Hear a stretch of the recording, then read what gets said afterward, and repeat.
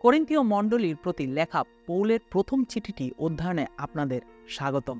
আজ আমরা বইটির পরিচয় দেব এবং এটি বোঝার জন্য মানসিকভাবে প্রস্তুত হব। প্রথম করিন্থীয় 1 অধ্যায় 1 থেকে 3 পদ বলে, ঈশ্বরের ইচ্ছায় তারই আহ্বানে আমি পৌল খ্রিস্ট যিশুর একজন প্রেরিত হয়েছি। আমি আর ভাই সোস্থিনী করিন্থ শহরের ঈশ্বরের মণ্ডলীর লোকদের কাছে অর্থাৎ তোমাদের কাছে লিখছি।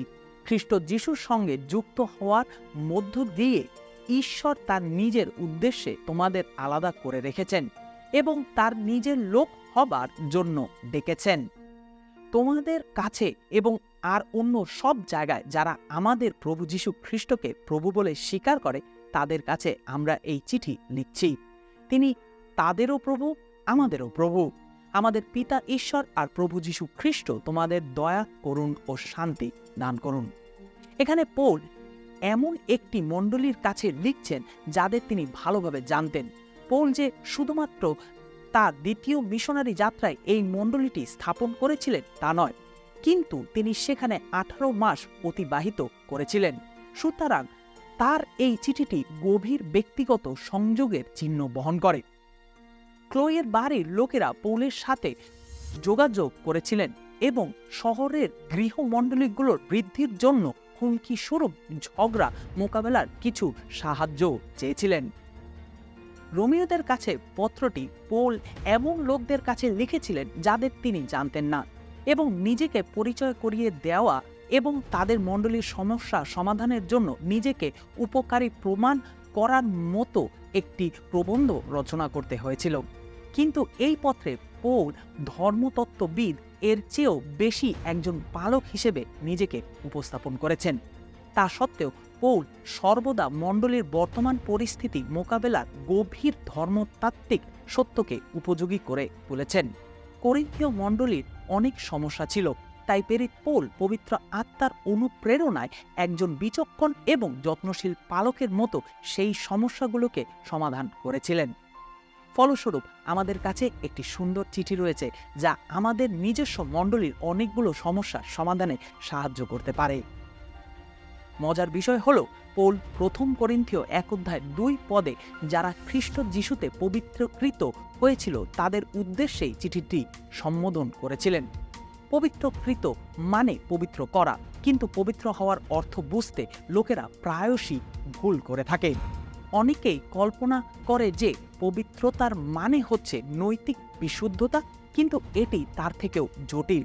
যদি ধার্মিকতা রোমীয়দের জন্য চিঠির প্রধান ধারণা হয়, তবে আমরা সহজেই দাবি করতে পারি যে পবিত্রকরণ হচ্ছে প্রথম করিন্থীয় চিঠির প্রধান ধারণা।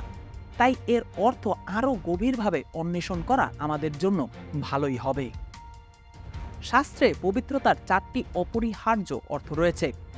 প্রথমত, পবিত্রতা হলো ঈশ্বরের একটি গুণ যার অর্থ হলো সত্যিকারের স্বর্গীয় সত্য ঈশ্বরের একটি সত্তাতাত্ত্বিক পবিত্রতা, এবং এটি শুধুমাত্র ইয়াহওয়ের উদ্দেশ্যে আরোপ করা হয়। প্রকাশিত বাক্য 15 অধ্যায় 4 পদে স্পষ্টভাবে এই সত্যটি বলে, প্রভু, কে না তোমাকে ভয় করবে, কে না তোমার নামের গৌরব করবে, কেবল তুমি পবিত্র। দ্বিতীয়ত, উদ্ভূত পবিত্রতা, একমাত্র পবিত্র ঈশ্বরের অন্তর্গত বা নিবেদিত সেই পবিত্রতা। ঈশ্বর হলেন পবিত্র, তাই কোনো ব্যক্তি, স্থান, জিনিস বা সময় তার সেবায় নিবেদিত থাকলে তাও পবিত্র। পবিত্রতার সাথে গুণগত মানের কোনো সম্পর্ক নেই, কেবল উদ্দেশ্য সম্পৃক্ত। তৃতীয়, ব্যবহারিক পবিত্র, পবিত্র ব্যক্তি অন্তর্গত নিয়মের কথা বলতে পারে। যেহেতু তিনি পবিত্র এবং আপনি তার কাছে পবিত্র, তাই আপনাকে এমনভাবে আচরণ করার আহ্বান জানানো হয়েছে যা তার পবিত্রতাকে সম্মান করে এবং বিশ্বের কাছে তার চরিত্র, ইচ্ছা এবং উদ্দেশ্যকে প্রতিফলিত করে। পরিশেষে, স্ক্যাটোলজিক্যাল পবিত্রতা যুগের পরিসমাপ্তিতে উপাসনাকারীর পরিবর্তিত অবস্থার কথা বলতে পারে, কারণ সে পবিত্র ঈশ্বরের চরিত্র, ইচ্ছা এবং উদ্দেশ্যের একটি নিখুঁত প্রতিফলন হয়ে ওঠে। এই রূপান্তর এখন শুরু হয়, কিন্তু পূর্ণতা তখনই পাবে যখন আমরা তাকে দেখব। যেমন প্রথম যোহন 3 অধ্যায় 2 পদটি প্রতিজ্ঞা করেছে, খ্রিস্ট যখন প্রকাশিত হবেন তখন আমরা তারই মতো হব, কারণ তিনি আসলে যা সেই চেহারাতেই আমরা তাকে দেখতে পাব। যোহন এরপরে বলেছেন, যে কেউ খ্রিস্টের উপরে এই আশা রাখে সে নিজেকে খাঁটি করতে থাকে যেমন খ্রিস্ট খাঁটি। আমরা তাহলে জিজ্ঞাসা করতে পারি যে যারা খ্রিস্ট যিশুতে পবিত্র হয়েছেন, পৌল তার চিঠিতে তাদেরকে সাধু ডাকার মাধ্যমে কি অর্থ বোঝাতে চেয়েছিলেন? মানুষের জন্য পবিত্রতা একটি মর্যাদা, একটি আদর্শের প্রতি আহ্বান এবং রূপান্তরের একটি পরম কারণমূলক প্রক্রিয়া। কোনো বিশেষ ব্যবহারে একটি বা অন্য অর্থে জোর দিতে পারে বা সকল অর্থই বোঝাতে পারে। করিন্থীয়দের সাধু বলে সম্ভাষণ ও পবিত্র ঘোষণা করার পরে পৌল তাদের সমস্ত সমস্যাগুলো তুলে ধরেন। সুতরাং এখানে পবিত্র শব্দের অর্থ পাপহীন পরিপূর্ণতা হতে পারে না। পবিত্র শব্দের অর্থ হচ্ছে যারা খ্রিস্টকে অনুসরণ করে, ঈশ্বরের জন্য পৃথককৃত এবং খ্রিস্টের মানদণ্ডে পৌঁছানোর প্রক্রিয়ায় আহ্বান প্রাপ্ত, যেন আরও বেশি করে যিশুর মতো হয়ে উঠতে পারে। খ্রিস্ট সাদৃশ্য বৃদ্ধির একটি অংশ হচ্ছে খ্রিস্টিয়ানরা যেভাবে বিশ্বাসীদের সাথে সহভাগিতায় বসবাস করে, তারা যেভাবে জীবন এবং মণ্ডলী পরিচালনা করে। করিন্থীয় মণ্ডলীর প্রধান সমস্যা ছিল যে তারা তাদের নেতৃত্ব অনুসরণে বিভক্ত হয়ে পড়ে। পৌল করিন্থীয় মণ্ডলীর প্রতিষ্ঠাতা পালক ছিলেন, তবে পিতর এবং আপোল্লো সহ অন্যরাও সেখানে পালক ছিলেন। তাই কোনো নেতাকে বেশি পছন্দ তার ভিত্তিতে লোকেরা বিভক্ত হয়েছিল। প্রত্যেকে তাদের পছন্দের নেতাদের কিছু ভালো বিষয় এবং অন্যদের কিছু অপছন্দ বিষয় পেয়েছিল, এবং তারা তাদের পছন্দের ভিত্তিতে বিশ্বাসীদের শান্তি ও ঐক্যকে বিচ্ছিন্ন করেছিল। পৌলকে এই বিভাজন বিভিন্ন ব্যক্তিত্ব এবং তালন্তগুলোকে ঈশ্বরের কাজের উপরে ঈশ্বরের তত্ত্বাবধানের প্রমাণ হিসেবে উদযাপন করার বিষয়গুলো সম্বোধন করতে হয়েছিল। এটি এমন একটি কাজ যা শুধুমাত্র অল্প কিছু লোকের পক্ষে করা সম্ভব নয়। যিশু মণ্ডলীর নেতা, আর পালকগণ হলেন কেবল তার দাস, যাদেরকে তিনি আত্মার বরদানের মাধ্যমে ক্ষমাপ্রাপ্ত পাপীদেরকে পবিত্রকরণের মধ্য দিয়ে ধার্মিকতার দীর্ঘ প্রক্রিয়ায় নেতৃত্ব দেন। প্রত্যেক খ্রিস্টিয়ানকে একটি পবিত্রতার যাত্রায় থাকতে হবে, যা তাকে ঐশ্বরিক পবিত্রতার সাথে একটি সাক্ষাৎ থেকে প্রতিশ্রুতিবদ্ধ উদ্বুদ্ধ পবিত্রতা, তারপরে ব্যবহারিক পবিত্রতা এবং শেষে স্ক্যাটোলজিক্যাল পবিত্রতার দিকে স্থানান্তর করবে। একটি সার্বজনীন মণ্ডলীতে কিছু বিচ্ছেদ হল ব্যবহারিক প্রয়োজনের বিষয়, যা এখানে পৌল দ্বারা সম্বোধন করা আধ্যাত্মিক বিচ্ছেদের প্রতিকূলতাকে প্রতিফলিত করে না। মণ্ডলীগুলো নিজেদের আলাদা কিছু হিসেবে না দেখে পছন্দ বা ঐতিহ্যের উপরে আলাদাভাবে সংগঠিত হতে পারে। একজন পেন্টিকস্টাল সহজেই একজন ব্যাপটিস্টকে খ্রিস্টে তার ভাই হিসেবে দেখতে পারেন, যদিও তারা পৃথক সমাবেশে মিলিত হন এবং স্বতন্ত্র প্রশাসনিক কাঠামো অধীনে বিদ্যমান এবং সম্ভবত খ্রিস্টান ধর্মতত্ত্ব এবং অনুশীলনের কিছু আনুষঙ্গিক বিষয়ে দ্বিমত পোষণ করেন। অন্যান্য বিচ্ছেদ একটি নৈতিক বা মতবাদিক প্রয়োজনীয়তা। কিছু শিক্ষা বা আচরণ শাস্ত্রের সাথে এতটাই বিরোধিতা করে যে তাদের অবশ্যই সহ্য করা উচিত নয়, এবং যারা তাদের প্রচারের জন্য জোর দেয় তাদের অবশ্যই তাড়িয়ে দেওয়া উচিত। এইরকম একজনকে ভাই বা বোন বলা বৈধতার জন্য কেউ সংগ্রাম করতে পারে, যদিও সীমাগুলো সর্বদা স্পষ্ট না। পৌল বিশ্বাসীদেরকে যিশুকে কেন্দ্র করে হৃদয়ের একতার দিকে আহ্বান করেছেন। অপ্রয়োজনীয় বিষয় অন্য বিশ্বাসীর থেকে বিচ্ছেদের সম্পর্কে আমাদের ধীর এবং সতর্ক হওয়া উচিত। এরপর 5 অধ্যায়ে পৌল অনৈতিকতার সমস্যাটি উল্লেখ করেন। পরজাতীয় লোকদের অভ্যাসের পরিপ্রেক্ষিতে প্রেরিত 10 থেকে 15 অধ্যায়ে মণ্ডলী পরজাতীয়দের জন্য তার দরজা খুলে দেওয়ার মুহূর্ত থেকেই এটি একটি উদ্বেগের বিষয় ছিল। মণ্ডলীর দ্বারা মণ্ডলীতে চরম ধরনের অনৈতিকতা অনুশীলনের অনুমতি ও উল্লেখ না করাকে পৌল তিরস্কার করেন। পৌল প্রথম করিন্থীয় 5 অধ্যায়ে 11 পদে ঘোষণা করেছিলেন, আসলে আমি যা লিখেছিলাম তার অর্থ এই, যদি কেউ নিজেকে বিশ্বাসী ভাই বলে অথচ সে খারাপ চরিত্রের লোক বা লোভী হয়, প্রতিমা পূজা করে, অন্যের নিন্দা করে, মাতাল বা জোচ্চোর হয়, তবে তার সঙ্গে মেলামেশা করো না, এমনকি তার সঙ্গে খাওয়া দাওয়াও করো না। এবং 5 অধ্যায় 13 পদে যোগ করেন, তোমাদের মধ্য থেকে সেই মন্দ লোককে বের করে দাও। তাদের কাছে পরবর্তী চিঠিতে তিনি তাদের এই একই লোকদেরকে ক্ষমা করতে উৎসাহিত করেছিলেন, যখন তাদের শৃঙ্খলার নির্দিষ্ট সময় শেষে প্রকৃত অনুতাপ নিয়ে এসেছিল। প্রশ্ন হচ্ছে, বর্তমানে কি আমাদের মণ্ডলীগুলোতে অনৈতিকতার সমস্যা আছে? অবশ্যই আমাদের আছে। পৌল এখানে দেখিয়েছেন যে আমাদের মণ্ডলীগুলোতে অনৈতিকতা দেখা গেলে কি করতে হবে।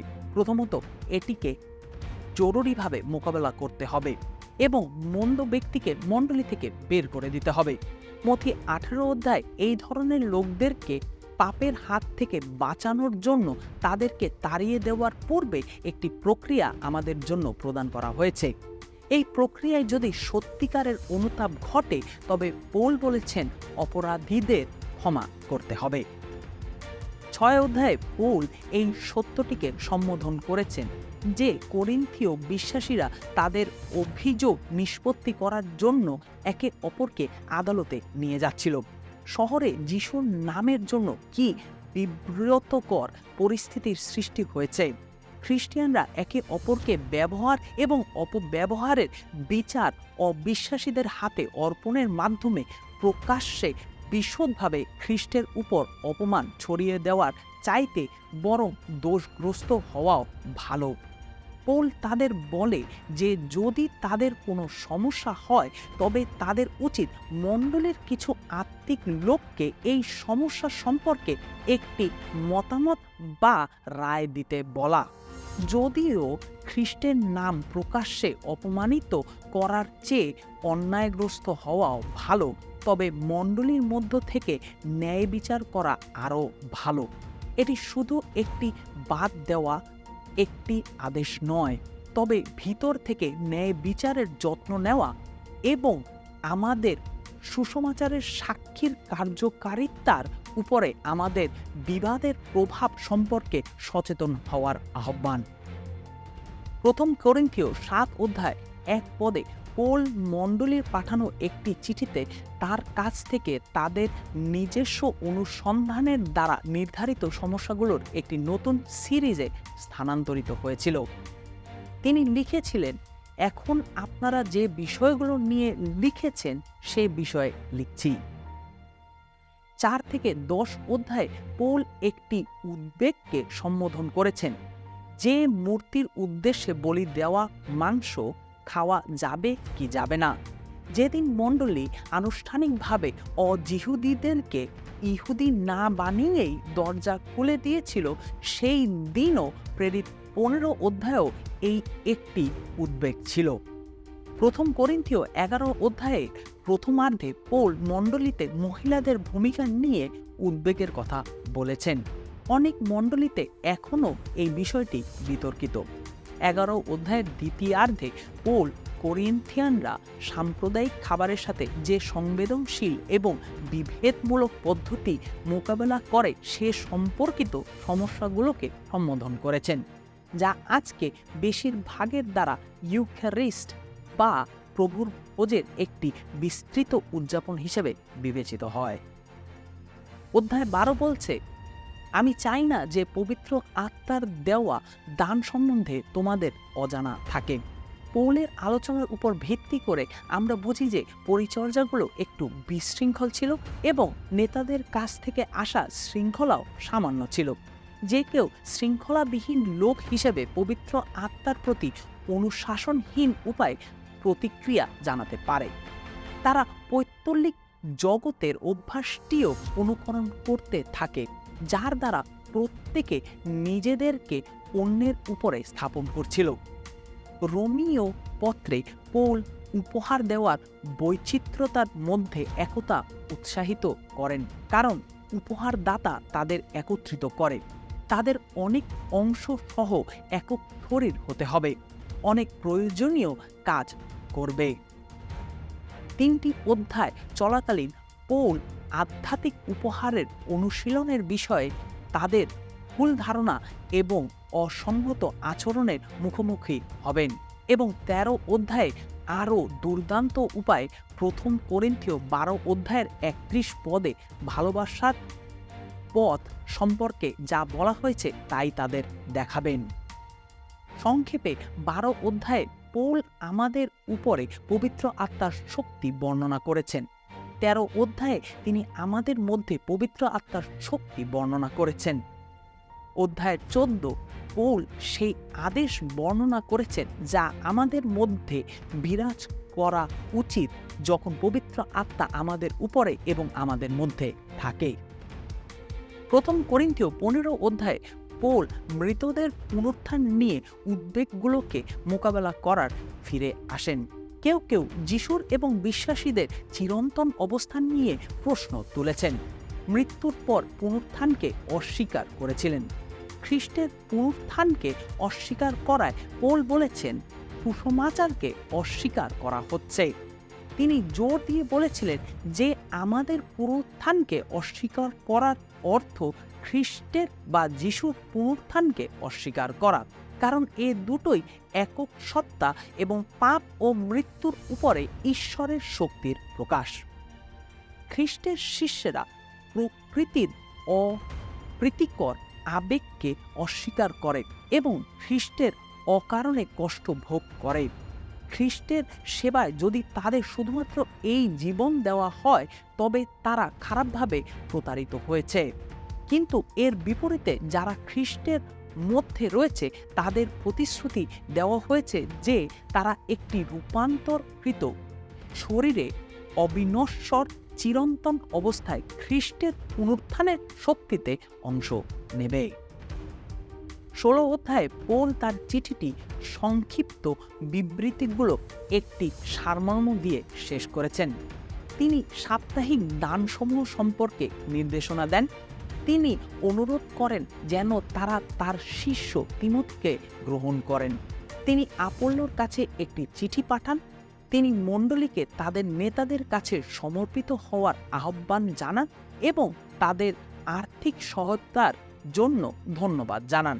পৌল বিদেশ থেকে শুভকামনা পাঠান এবং তাদের একে অপরের প্রতি স্নেহপূর্ণ আচরণের জন্য আহ্বান জানান। সবশেষে, আপনি যদি একটি চার্চের সাথে জড়িত থাকেন তাহলে কোনো সন্দেহ নেই যে আপনি এই একই সমস্যাগুলোর কিছু কিছু দেখছেন। আপনি অবশ্যই তাদের উপেক্ষা করবেন না, বরং আপনি যে অবস্থানে রয়েছেন সেখান থেকে পৌলের সমাধানগুলোকে যথাসাধ্য প্রয়োগ করুন।